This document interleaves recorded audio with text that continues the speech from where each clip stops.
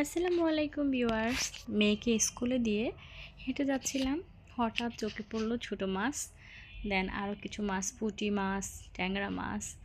কিন্তু আমার কাছে ছোটো মাছটা বেস্ট লেগেছে, নিয়ে আসলাম হাফ কেজির মতো। দেন এটাকে কেটে পরিষ্কার করে নিচ্ছি, ভালো করে ধুয়ে নিলাম। এখন চলে যাব রান্নায়। আপনাদের সাথে রান্নাটা শেয়ার করতেছি।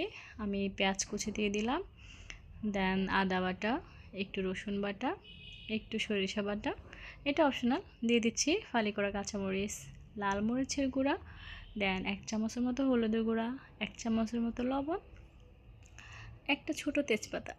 এই মাছে তেমন মশলার প্রয়োজন হয় না। দিয়ে দিচ্ছি সরিষার তেল। এটা দিয়ে এখন মাখাচাকা করে নিব। দেখতে পাচ্ছেন, এটাকে এরকম ছোট মাছ বা যে কোনো রকম ছোট মাছ এরকম এভাবে আপনারা সাজিয়ে বসাই দিতে পারেন। অনেকে ছোটো মাছকে দেখেছি যে ভাজা ভাজা করে না, আসলে প্রয়োজন নেই। দেন এক্সট্রা আমি এটার মধ্যে যে একটু নারকেল বাটা আর কিছু কাঁচামরিচ দিয়ে দিয়েছি ফ্লেভারের জন্য। এটাকে আমি ব্লেন্ড করে নিব। এখানে এটা অপশনাল, যদি হাতের কাছে থাকে নারকেল বাটা দিয়ে এটা রান্না করবেন, খুবই মজা হয়।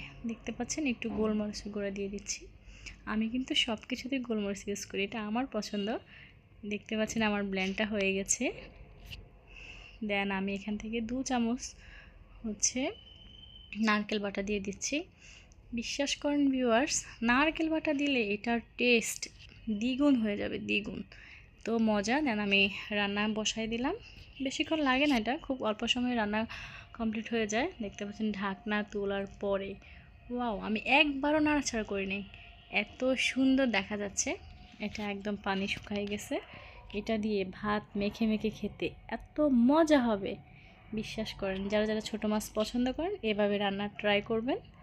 ওয়াও। এখন আমি একটু টেস্ট করে দেখব। আজকে এ পর্যন্ত। আল্লাহ হাফেজ, বাই বাই, টাটা, টেক কেয়ার।